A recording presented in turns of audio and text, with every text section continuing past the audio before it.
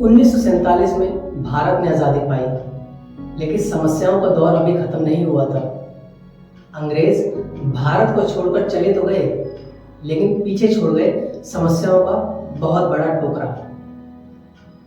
इन्हीं समस्याओं में से एक समस्या थी देसी रियासतों की समस्या।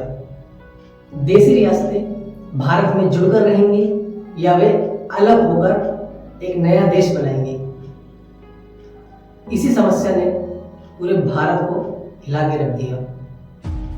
आज का हमारा टॉपिक इसी विषय पर जुड़ा हुआ है, जिसका नाम है ऑपरेशन पोलो।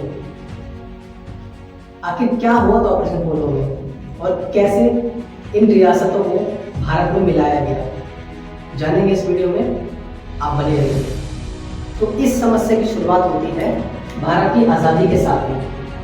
हम सब जानते हैं भारत आज़ाद हुआ 1947 में, और आज़ादी के साथ ही इस समस्या ने भी जन्म लिया।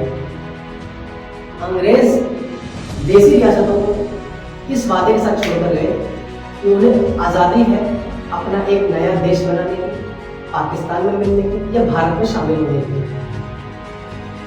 इन्हीं रियासतों में से कुछ रियासतें जो भारत में शामिल नहीं होना चाहती थी, उन्हीं में से नाम था जम्मू कश्मीर, जूनागढ़, हैदराबाद। और इन सब में से भी सबसे अमीर रियासत हैदराबाद में थी। उस समय देसी रियासतों की संख्या 562 से 565 के बीच में थी। लगभग सभी रियासतें भारत में शामिल हो गई, लेकिन जम्मू कश्मीर, जूनागढ़, हैदराबाद जैसी रियासतें भारत में शामिल होने को तैयार नहीं। वजह उन सबकी अपनी अपनी अलग थी। इसी में से एक देसी रियासत थी जिसका नाम है हैदराबाद। उस समय हैदराबाद के निजाम थे मीर उस्मान अली शाह, जो स्वतंत्र रहने की कोशिश कर रहे थे। कई रिपोर्ट के मुताबिक निजाम साहब पाकिस्तान में भी शामिल होने की कोशिश कर रहे थे। उनका मानना था कि हम हैदराबाद को एक नया देश बनाएंगे, लेकिन इसी को सरदार पटेल ने पेट का कैंसर भी कहा कि भारत में के अंदर ऐसी कोई जगह नहीं हो सकती जो एक अलग देश हो। तो इसी से जुड़ा हुआ है ऑपरेशन पोलो। तो कहानी को आगे बढ़ाते हैं। उस समय हैदराबाद में सबसे अधिक जनसंख्या हिंदुओं की थी, और लेकिन सरकार यानी कि निजाम और उनकी गवर्नमेंट मुस्लिम थी। जनता को विश्वास था कि वे भारत में मिलकर एक बेहतर विकास की ओर आगे बढ़ेंगे, लेकिन निजाम का मानना था कि वह एक स्वतंत्र देश बनाएंगे। कहा जाता है कि भारतीय सरकार और हैदराबाद की सरकार के बीच में एक समझौता भी हुआ, जिसके तहत वह एक साल के लिए कोई भी गैर कानूनी गतिविधियां नहीं करेंगे। हैदराबाद की सरकार ना वो अकेले रहने पर सहमत होगी, ना ही किसी पाकिस्तान जैसे देश में शामिल होने की कोशिश करेगी। इस सहमति पत्र के बावजूद हैदराबाद के निजाम अकेले कुछ षड्यंत्र में लगे हुए थे, जैसे सेना और हथियारों को इकट्ठा करना। उन्होंने भारतीय सेना को और भारतीय सरकार को धमकाना भी शुरू किया। उनका कहना था कि अगर उनके साथ जोर जबरदस्ती की गई तो वह हैदराबाद की जनता पे अत्याचार करना शुरू कर देंगे। उस समय हैदराबाद की जो सेना, या यूं कहें अनट्रेंड आर्मी मैन, जिनको रजाकार कहा गया, वो हैदराबाद की सेना और अवैध बल था,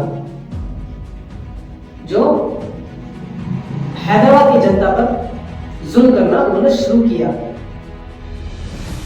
ताकि भारत की सरकार को दबाव बनाया जा सके। जो रजाकार थे वो निजाम के हुक्म का पालन करते हुए हैदराबाद की जनता पर जुल्म करना उन्होंने शुरू किया, ताकि भारतीय सरकार पर दबाव बनाया जा सके।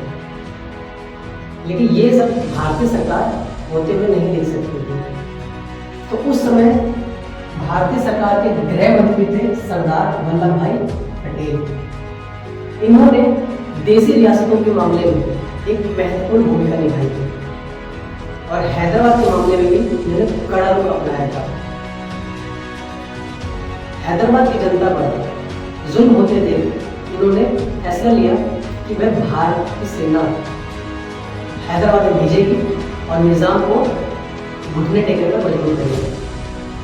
अच्छा, इस फैसले के पक्ष में पंडित जी और बाकी कांग्रेस के नेता सहमत नहीं थे, क्योंकि सरदार पटेल का साफ कहना था कि हैदराबाद को किसी भी हाल में हम छोड़ नहीं सकते।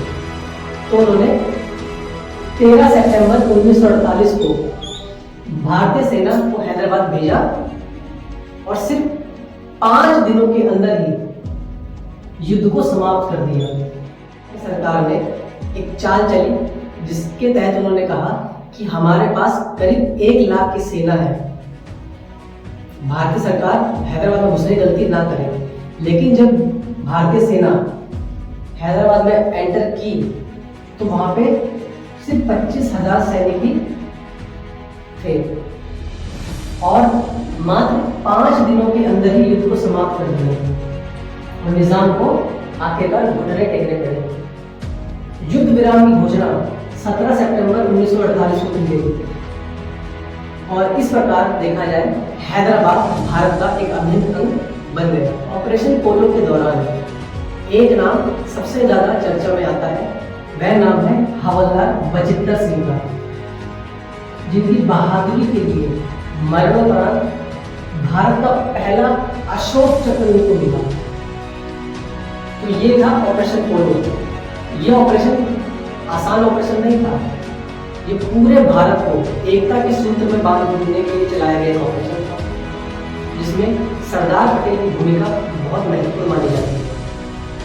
इसी वजह से आज दुनिया में सबसे ऊंची मूर्ति सरदार पटेल की ही है और इनको भारत में आयरन मैन यानी कि लौह पुरुष भी कहा जाता है। तो आपको ये जानकारी कैसे लगी कमेंट बॉक्स में जरूर बताइए। तो मिलते हैं हम एक नई वीडियो में, तब तक के लिए आप खुश रहिए, स्वस्थ रहिए और रोज कुछ नया सीखते रहिए। जय हिंद।